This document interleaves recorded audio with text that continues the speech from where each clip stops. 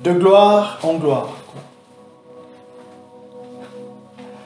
De gloire en gloire, c'est le thème que j'ai commencé la semaine début janvier, donc le dimanche 2 janvier, juste après le jour de l'an. Et là, aujourd'hui, je continue sous ce grand thème avec un sous-thème: pourquoi Dieu manifeste sa gloire.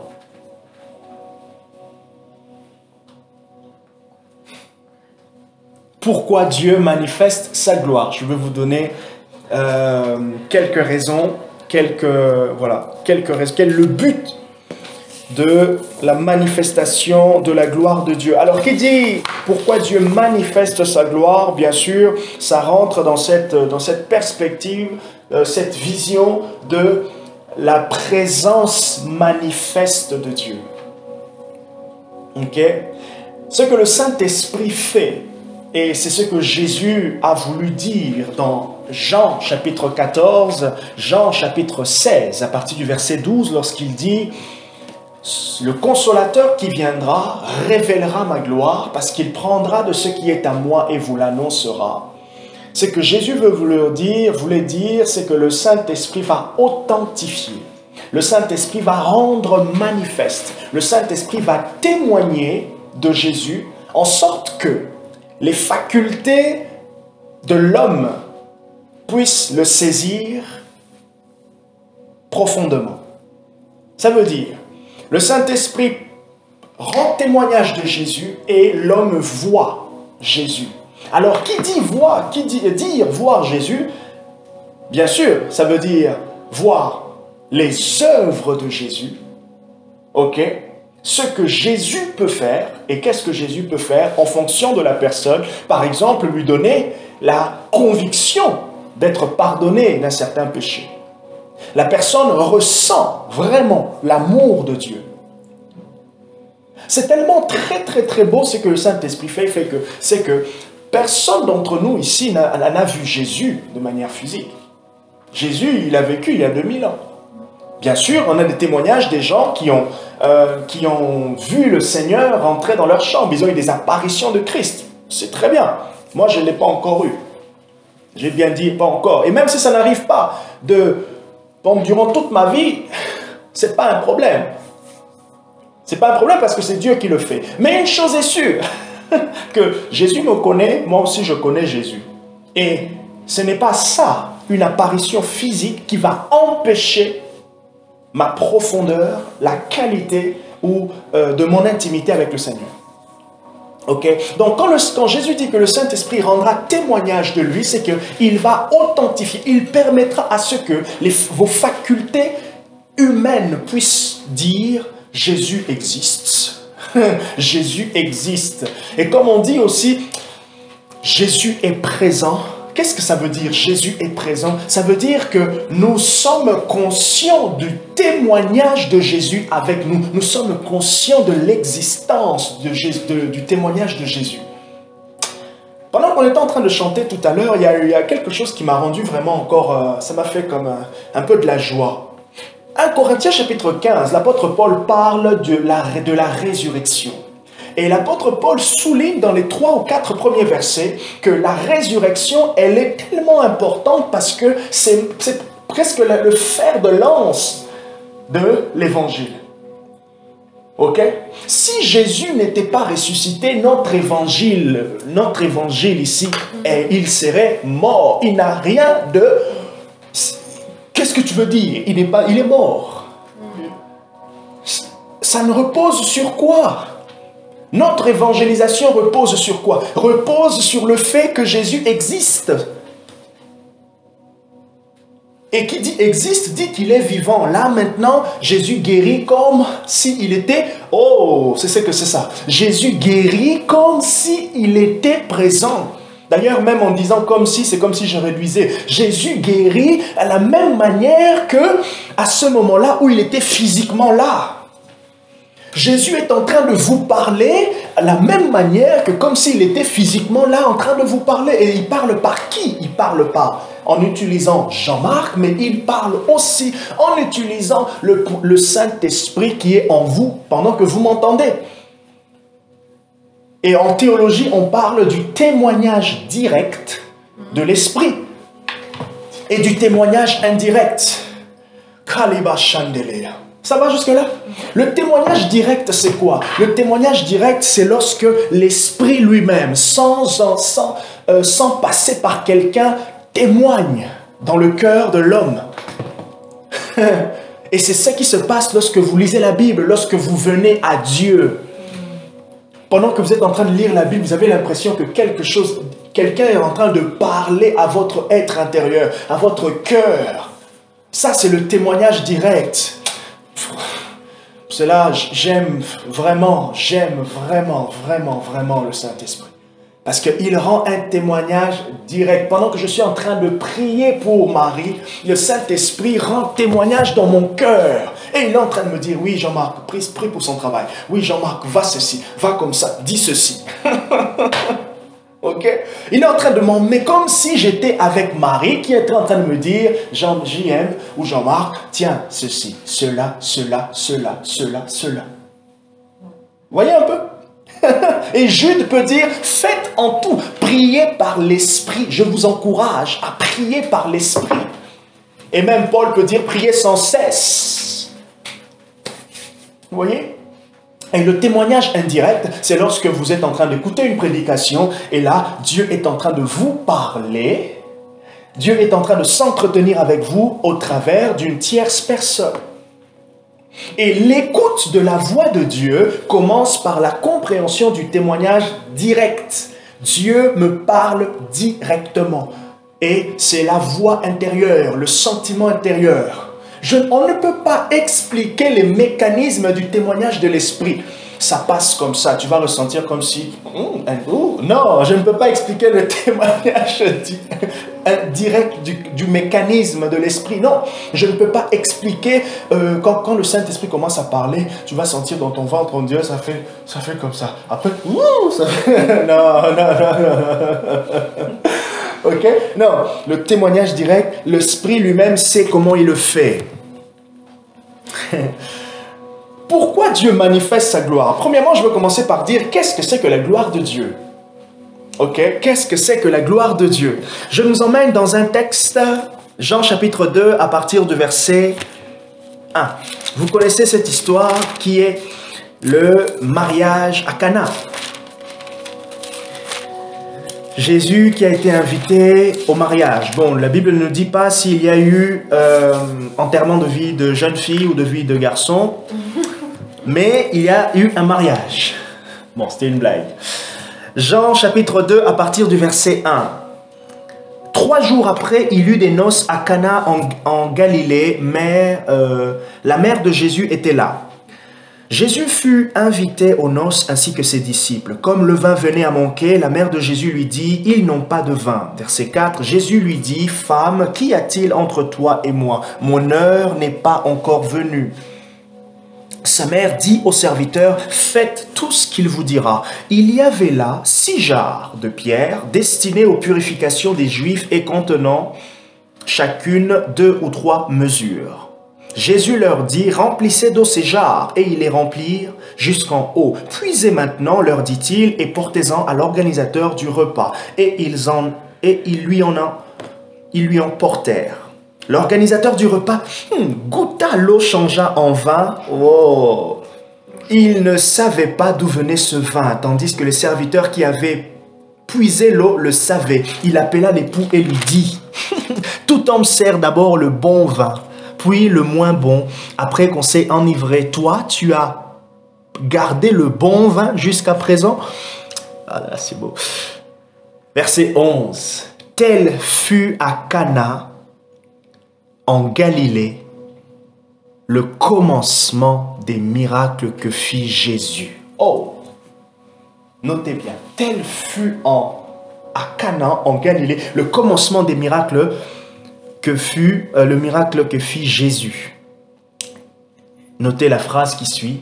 Il manifesta sa gloire et ses disciples crurent en lui. Il manifesta sa gloire et ses disciples crurent en lui. On a chanté tout à l'heure de gloire en gloire. De gloire en gloire, c'est une parole biblique une expression biblique qui vient de 2 Corinthiens chapitre 3 verset 18. Ok, on avance, nous sommes transformés de gloire en gloire. Ça veut dire aller de progrès en progrès. Maintenant, quand on dit par exemple, Seigneur, relâche ta gloire, manifeste ta gloire, qu'est-ce que cela veut dire? Il faut déjà comprendre ce que c'est que la gloire de Dieu. Alors, dans la Bible, il y a le mot grec utilisé pour la gloire de Dieu. Vous avez déjà entendu parler de kabod, ou d'autres disent la Shekinah. Ça veut dire un poids, ok? Le poids de la gloire de Dieu, le poids au fait de la présence manifeste de Dieu. Mais maintenant, au-delà de ça, il y a deux sens pour comprendre la gloire de Dieu. Le premier sens, c'est l'honneur et l'excellence de sa réputation. Quand on parle de la gloire de Dieu, il y a l'idée de l'honneur et de l'excellence de sa réputation. Ok? The glory of God, la gloire de Dieu, elle a été manifeste parmi nous. C'est qu'il y avait un parfum qui s'est dégagé. Ok? Donc on retrouve cela par exemple dans Ésaïe chapitre 43 verset 7, dans Romains chapitre 3 verset 23, mais aussi par exemple Romains chapitre 3 23, Paul il dit tous sont péchés et sont privés de la gloire de Dieu. Ça veut dire ils sont privés de l'excellence, de la connaissance de Dieu. Ils sont privés de la réputation de Dieu. Ils sont privés de l'honneur de Dieu. Jean chapitre 17, verset 5, Jésus il dit « Père, révèle la gloire que j'avais lorsque j'étais auprès de toi. » Ok? La réputation. Parce qu'il faut savoir que dans l'incarnation de Jésus en tant qu'homme, sa gloire, ça veut dire son honneur, sa réputation était cachée. Ok? Deuxième sens, la gloire de Dieu, c'est maintenant aussi l'éclat qui entoure la révélation de sa personne. Premier sens, la gloire de Dieu, c'est cet honneur, c'est l'excellence de sa réputation, mais la gloire de Dieu, c'est aussi l'éclat, la lumière qui entoure la révélation de sa personne. Qui dit lumière, vous avez cette idée. Regardez par exemple Matthieu chapitre 17. Vous connaissez cette histoire de la transfiguration, où il est dit que Jésus fut transfiguré devant eux. Il fut métamorphosis devant ses disciples. Et qu'est-ce qui s'est passé? Il dit que ses habits, Luc dit que les habits de Christ étaient devenus tellement éclatants. Quand vous lisez dans l'Ancien Testament, quand la gloire de Dieu descendait, il y avait une lumière. Ok? Donc, cette lumière visible, palpable, qui est touchable, qui est vue, et c'est tellement fort, tellement pur, tellement puissant, que ça laisse une empreinte remarquable dans notre être, ou dans le cœur, dans la vie des personnes qui expérimentent cela. Ok? La gloire de Dieu, c'est aussi cette lumière, c'est cet éclat qui entoure la manifestation visible de Dieu. Alors, ce n'est pas un attribut, la gloire de Dieu, mais c'est la lumière créée ou l'éclat qui entoure Dieu lorsqu'il se manifeste dans sa création. Lorsque Dieu rend visible. Pour cela, quand on parle de la gloire de Dieu, on cherche, on témoigne, nous sommes en train de témoigner, de proclamer quelque chose de visible. Nous sommes en train d'attirer, de dire au Saint-Esprit, fais des choses qui attestent que tu es là avec nous. Fais des choses que Jésus a déposées, a libérées pour son Église par le témoignage de la résurrection. Suivez-moi très bien, vous allez voir. Alléluia. La gloire de Dieu, donc, c'est quelque chose qui n'appartient qu'à Dieu seul et qui constitue l'expression extérieure appropriée à son excellence. La gloire de Dieu, c'est quelque chose qui appartient à Dieu seul. Ok? Et ça constitue donc l'expression extérieure de son excellence ou de son honneur. On retrouve par exemple dans l'Ancien Testament David qui parle de la gloire de Dieu. Psaume 24, verset 10. Psaume 104, verset 1 à 2. Dans le Nouveau Testament, il est dit par exemple dans Apocalypse 21, verset 23, que la cité céleste sera rayonnante à cause de la gloire de Dieu. Ça veut dire, elle sera rayonnante à cause de l'éclat de la présence de Dieu. Voilà pourquoi à chaque fois qu'on parle de « Oh Seigneur, merci pour ta présence », on parle toujours de quelque chose qui est sensiblement visible à l'œil nu, à l'œil nu concernant. Donc, quand on dit la gloire de Dieu, la présence de Dieu manifeste, on parle généralement de quelque chose qui est visible, quelque chose qui est attesté, qui sort de l'ordinaire. On touche au fait et la manifestation de Dieu nous donne toujours un goût de la perfection de Dieu. La manifestation, quand quelqu'un ressent l'amour de Dieu, il ressent vraiment comme une perfection de son... Il ressent la perfection de son amour. On dit... on m'a aimé, mais la manière dont Dieu m'aime, c'est un peu différent. Vous ressentez toujours, toute manifestation visible de Dieu a toujours l'empreinte de l'excellence de ses attributs. Ok? Il y a vraiment tout cela. C'est des ingrédients qui sont faits, qui viennent ensemble. Et on voit par exemple aussi dans Luc chapitre 2, le verset 9, lorsque l'ange est apparu à Marie, il est dit qu'il y avait un éclat. Ok? Ceux qui ont expérimenté, ont vu des apparitions angéliques, certains, en tout cas la plupart, témoignent qu'il y avait comme une forte lumière. Ok? Et d'ailleurs même la Bible nous présente des apparitions angéliques avec des lumières. Ok? Donc la lumière est un mystère, la lumière est un caractère divin. Enfin, la lumière est une empreinte divine, la lumière. Substance divine. Et quand la Bible parle de lumière, la Bible parle généralement de la vie. Quand la Bible parle de lumière, la Bible parle de révélation.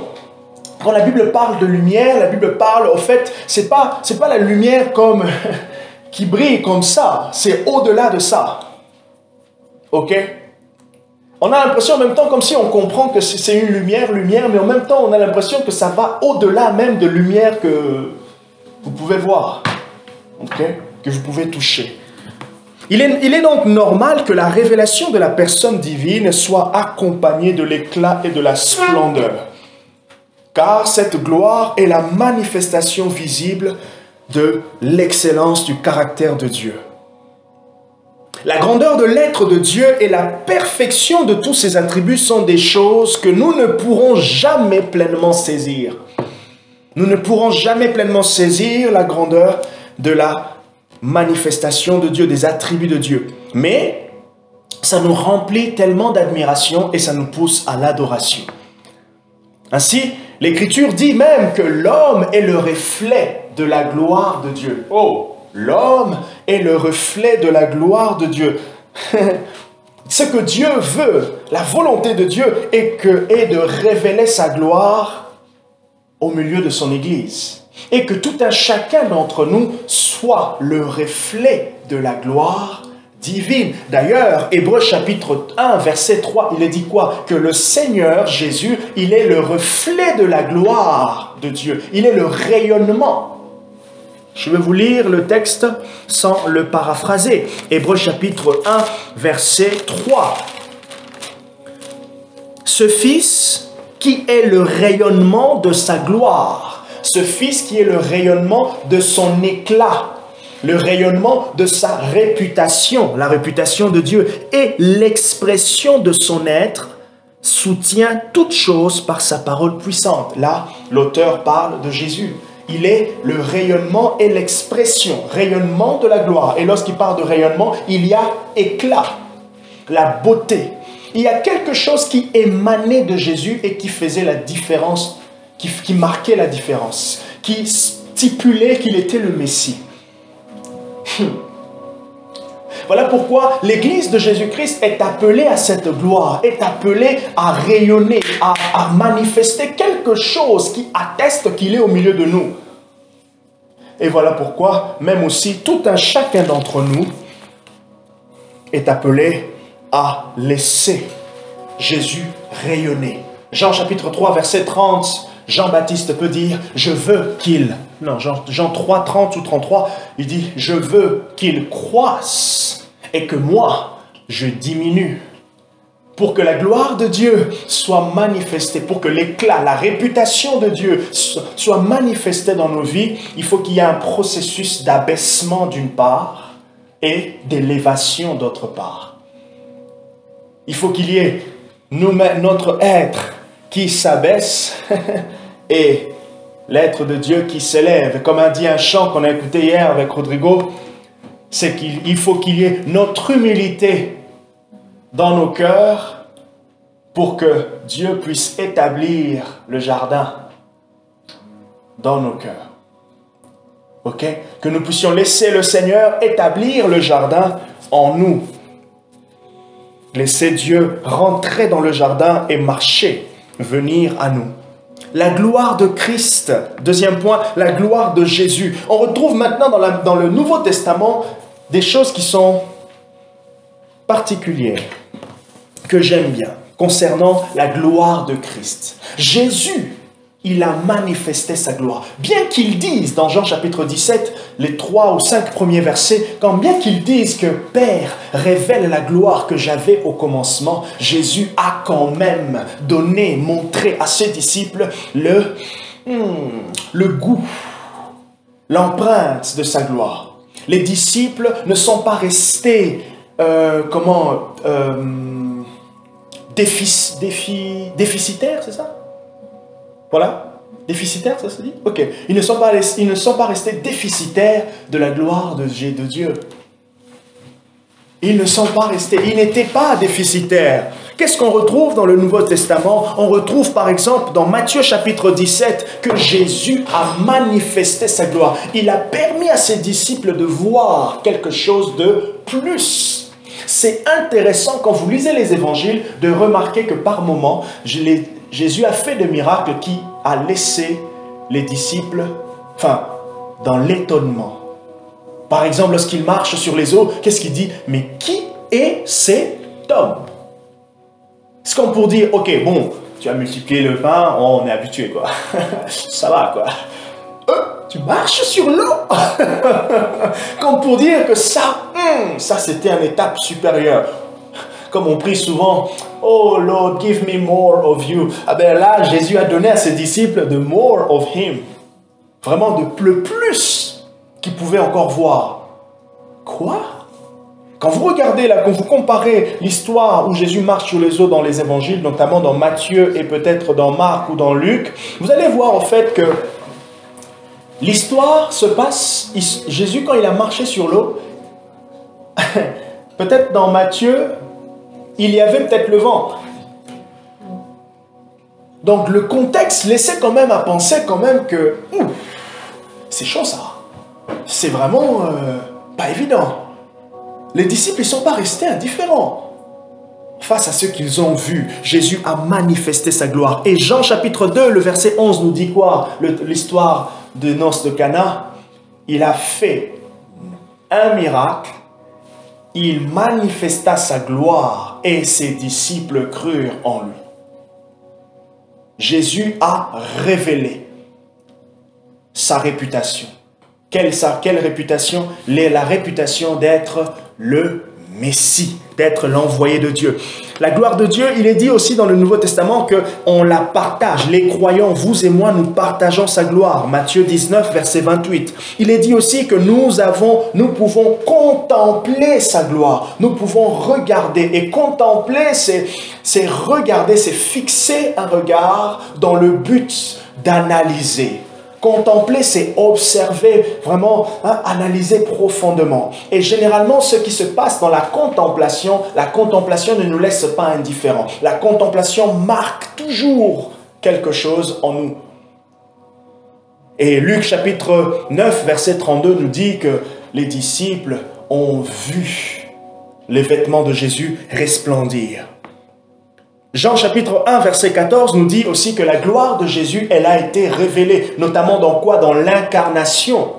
lorsqu'il dit que la lumière, elle est venue habiter parmi nous. La Bible dit aussi que la gloire de Dieu, elle a été possédée. Jésus l'a possédée, la gloire de Christ. Jésus possédait cette gloire depuis le commencement. Voilà pourquoi dans Jean 17, il peut dire, Père, révèle cette gloire que j'avais au commencement.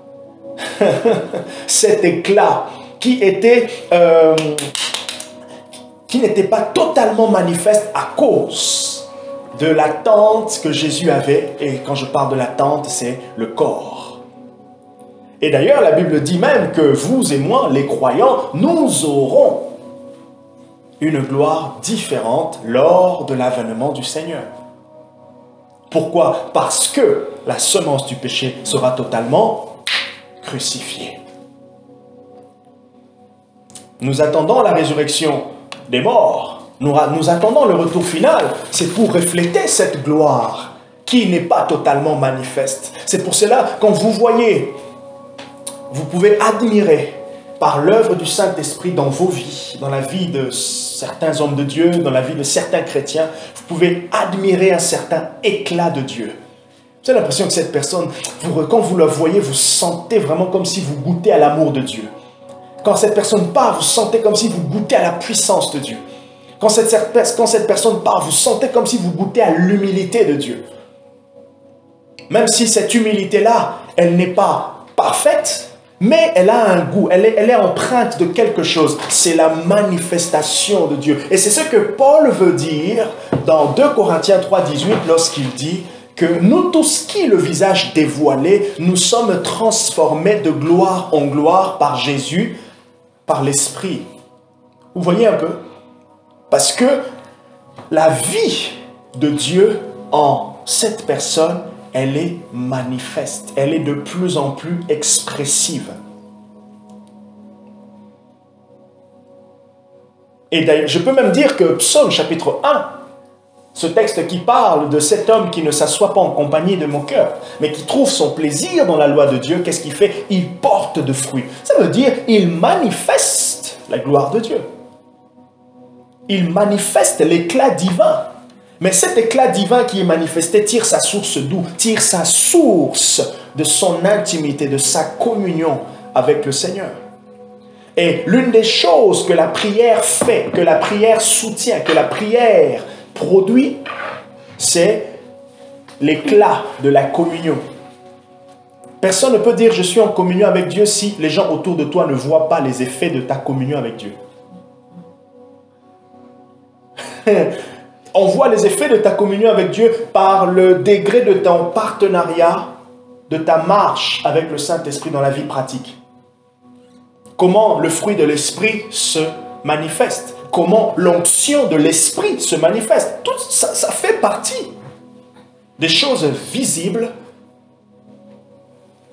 de ce qui est invisible, qui est la communion avec Dieu.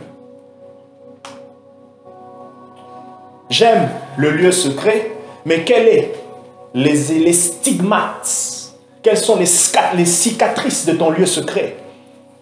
Quelles sont les marques visibles de ton lieu secret? Oui, je suis dans le lieu secret avec Dieu, oui, c'est vrai, c'est secret. Ça veut dire, c'est toi et Dieu, mais ça ne reste pas forcément secret.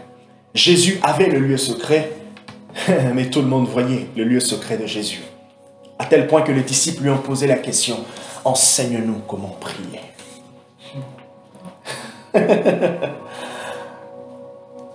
Comment tu fais ça? Comment tu y arrives?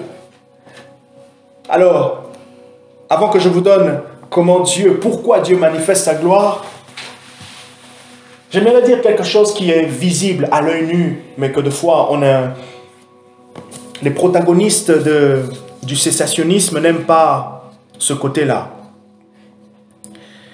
En lisant les évangiles, il est clair que Jésus manifeste sa gloire par les œuvres qui accompagnent son enseignement. Ça veut dire, Jésus a manifesté la gloire de Dieu par les miracles qui attestaient, qui accompagnaient ceux qui l'enseignaient.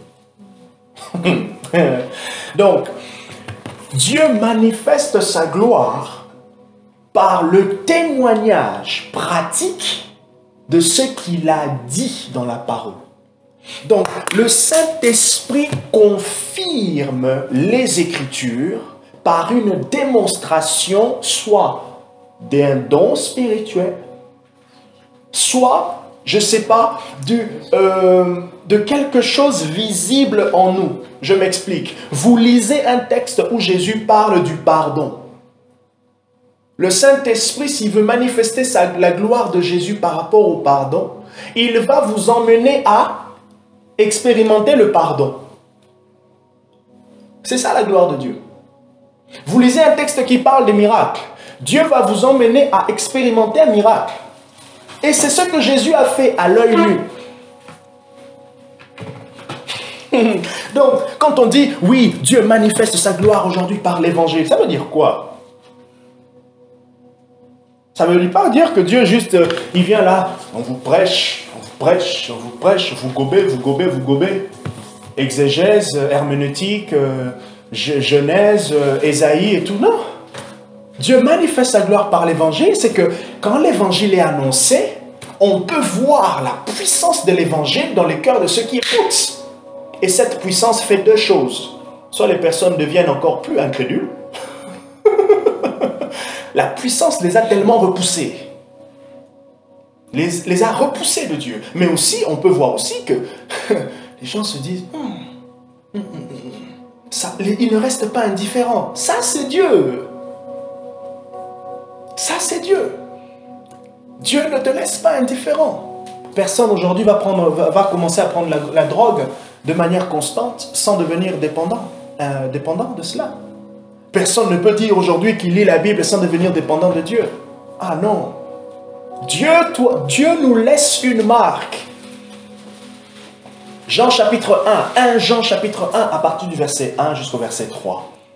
J'aime bien l'apôtre Jean qui parle de l'expérience de la transfiguration. Jean a été marqué par la transfiguration. Il a été marqué par la transfiguration, à tel point qu'il peut dire les choses que nous avons vues, les choses que nous avons entendues, les choses que nous avons contemplées. Touché. Nous vous l'annonçons. Jean voulait dire, écoutez, je ne perds pas mon temps. Hein. Je ne suis pas là pour vous mentir. Je ne suis pas là, je ne suis pas un faux discoureur. Écoutez, j'ai vu Jésus. Même Paul, écoutez, je l'ai touché. Vous me connaissez, j'étais pharisien. Vous me connaissez, moi je vous persécutais, non? Mais si je peux aujourd'hui changer, écoutez, croyez-moi, celui que vous avez crucifié, il m'est apparu. Vous voyez un peu? Et aujourd'hui, nous aussi, tout un chacun peut parler de son témoignage. Moi, Jean-Marc, je suis né dans une famille chrétienne. J'ai, dans ma famille, côté mon père, côté ma mère, j'ai des pasteurs. Mais, il y a un jour, Jésus, il m'a touché. Jésus, il m'a vraiment touché. Je me suis converti, j'avais 11 ans, je me suis converti. Oui, tu peux dire que c'est l'influence de ma famille. Mais mon gars, jusqu'à 32 ans, aujourd'hui, je continue. Tu veux me dire que c'est l'influence de ma famille? Non. Ce qui s'est passé à 11 ans, à mes 11 ans, c'est quelque chose de vrai. L'empreinte est là. Et je peux le dire haut et fort. L'empreinte est là. Même si c'était l'influence de ma famille, au moins il y a eu un moment où, lorsque j'ai grandi, Dieu m'a touché. Et volontairement, je l'ai reçu. Vous voyez un peu? Donc on a chacun un témoignage. Pourquoi Dieu manifeste sa gloire? Premièrement, pour nous donner une connaissance intime de lui. Pourquoi Dieu manifeste sa gloire? Pourquoi le Saint-Esprit rend Jésus tangible? Non, Jésus n'est pas une théorie. Nous ne lisons pas la Bible pour nous remplir de théories. Nous n'allons pas étudier ce livre pour nous remplir de théories. Non. Non. Nous ne voulons pas, d'ailleurs, ce n'est même pas la volonté de Dieu. 1 Corinthiens chapitre 2, Le verset 4, Paul il dit quoi? Je ne suis pas venu vers vous avec des discours persuasifs de la sagesse, mais je suis venu avec une démonstration. L'évangile, c'est une démonstration de l'esprit. Aujourd'hui, le témoignage, on l'a rendu en une démonstration de preuve, de débat. Qu'est-ce qu'il racontait, Rodrigo? Témoigne, et moi je veux faire le reste. Quand je témoigne, je dois m'attendre intrinsèquement, plutôt intérieurement, à la démonstration de l'Esprit. Ça veut dire, je sais que le Saint-Esprit est en train de faire quelque chose. Même si à l'œil nu, là, je vois rien, mais je sais que il faut qu'il y ait quelque chose. Après, peut-être, dans mon moment personnel, je peux dire, ah Seigneur, je n'ai pas vu des choses visibles. Mais peut-être, bon, tu me permettras de le voir plus tard. Mais au moins, j'ai confiance que ce n'est pas par rapport à ce que j'ai vu visiblement, mais c'est d'abord la confiance en ce que Dieu dit qu'il fait. C'est parce qu'il veut que nous puissions le connaître intimement que Dieu se manifeste de manière visible. Et ce n'est pas un péché pour l'Église de dire « manifeste ta gloire », comme on chantait tout à l'heure, « relâche ta gloire ». Et même de prier en disant « je suis participant avec toi de la manifestation de ta gloire. Saint-Esprit, rends-nous prêts ». Et c'est ce qu'on va faire. Barbara m'a partagé hier pour la réunion de prière. D'ailleurs, pour la réunion de prière de jeudi, ça sera un tout petit peu, je vais un peu exhorter pour expliquer un peu.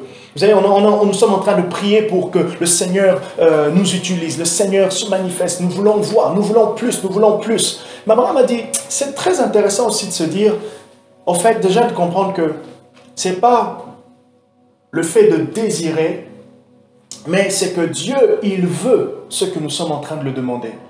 Mais peut-être se dire comment nous pouvons être prêts.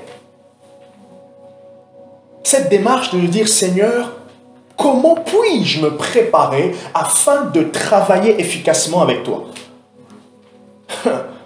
Ok? Dieu veut. Mais comment est-ce que je me prépare pour travailler efficacement avec lui? Deuxième chose, pourquoi Dieu révèle sa gloire?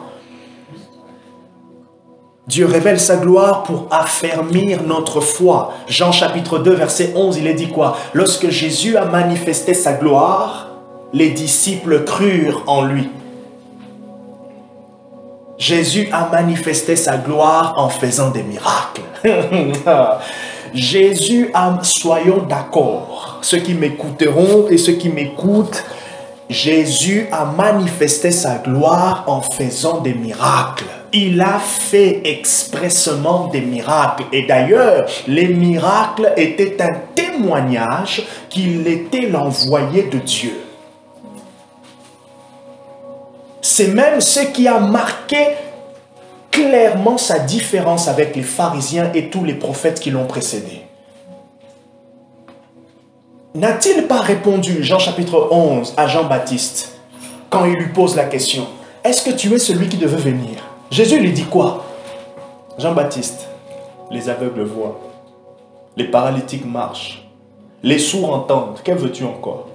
Comme on dit souvent, que demande le peuple? Les évidences sont là. Les évidences sont là. Dieu veut affermir notre foi. Aïe, aïe, aïe, aïe. Est-ce que du haut de vos 25 ans, 32, 26, 24, comme vous voulez, du haut de votre âge, est-ce que vous, combien de fois, est-ce que vous avez déjà compté combien de fois vous avez déjà mangé depuis que vous êtes né? D'ailleurs, excusez-moi cette question, je n'avais jamais pensé. Combien de fois vous avez compté? Combien de fois, est-ce que vous avez, combien de fois avez-vous compté? Non, c'est quoi? Ouais, est-ce que vous avez déjà compté combien de fois vous avez mangé? Non, jamais. Est-ce que vous avez déjà... Je vous pose même la question, vous qui m'écoutez là. Est-ce que vous avez déjà compté combien de fois vous avez mangé depuis que vous êtes né? D'ailleurs, quand je dis depuis que vous êtes né, vous pensez le jour où vous êtes sorti du ventre. Mais non, vous avez commencé à manger depuis le ventre de votre mère. Voilà. Donc, juste pour dire ceci, notre foi est un muscle qui a besoin tout au long de cette vie d'être affermis. Donc nous avons besoin de tout ce que Dieu peut nous donner pour affermir notre foi, qu'elle soit de more and more, de plus en plus forte. La parole, les manifestations de l'Esprit, les manifestations visibles de l'Esprit, tout ce que le Saint-Esprit peut nous donner pour que notre foi en Jésus soit ferme, nous devons le désirer, même si c'est la persécution. Persécuté au travail, persécuté dans la société, persécuté dans la famille, ça ferme ta foi, c'est bien.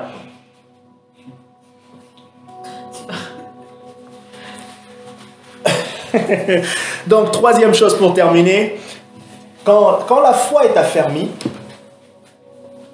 l'autre côté, c'est que l'incrédulité est ôtée. Quand la foi est affermie, l'incrédulité est ôtée. Troisième chose que Dieu fait lorsqu'il révèle sa gloire, c'est de ôter l'incrédulité. C'est d'enlever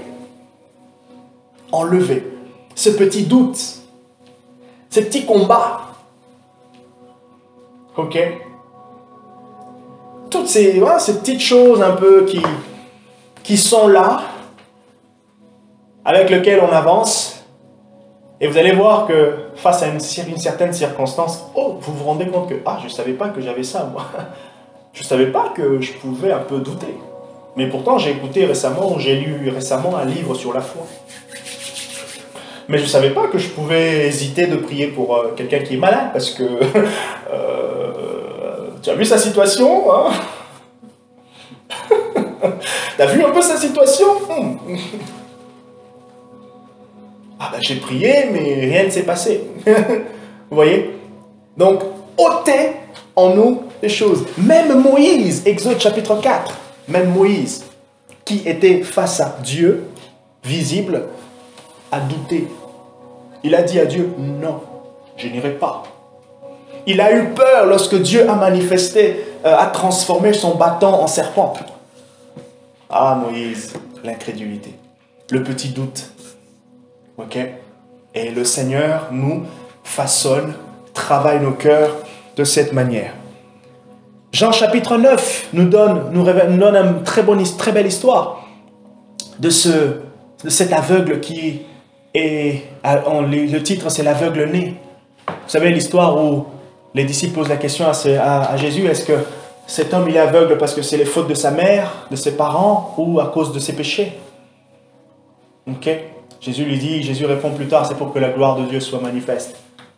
Et plus tard, au verset 25, lorsque cet aveugle répond aux pharisiens en disant, écoutez, moi j'étais aveugle, mais maintenant je vois.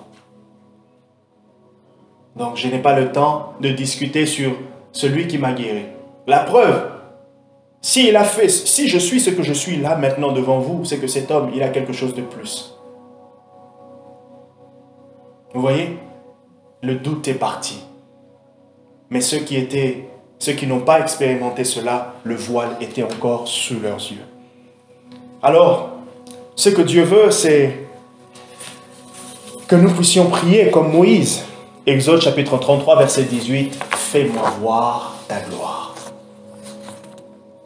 Ça veut dire, œuvre en moi, permet l'action visible du Saint-Esprit avec moi. Emmène-moi plus loin. Fais des choses avec moi, parmi nous. Permets-moi de voir de manière visible. Cela, c'est très intéressant. Nous devons aimer voir des vidéos de miracles. Nous devons aimer qu'au milieu de nous, nos leaders, les pasteurs, rechercher à opérer dans la puissance manifeste de Dieu. Nous devons aimer voir le Saint-Esprit manifeste, aimer voir des conversions. Parce que ces choses, ça marque, ça amplifie, ça augmente, ça fortifie la conscience de Dieu. Nous devons aimer, désirer ça. La parole qui est prêchée, tu te dis, aujourd'hui tu vas dire au pasteur, tu as prêché aujourd'hui, qu'est-ce que tu as fait avant là de prêcher? Parce que tous les jours je t'entends, mais aujourd'hui il y a eu quelque chose. J'aimerais que vous me dites, Jean-Marc, aujourd'hui c'était chaud. Tu avais la braise. Tu avais le feu. Oui, c'est important. C'est important, c'est important. Et moi, je dois rechercher cela aussi. Parce que ça fortifie la conscience de Dieu. Je termine par là pour dire, si le diable œuvre tellement avec efficacité pour garder les gens, pour garder l'homme dans l'incrédulité, à combien plus forte raison l'Église ne peut pas œuvrer avec efficacité pour que Dieu soit visible? Que Dieu vous bénisse.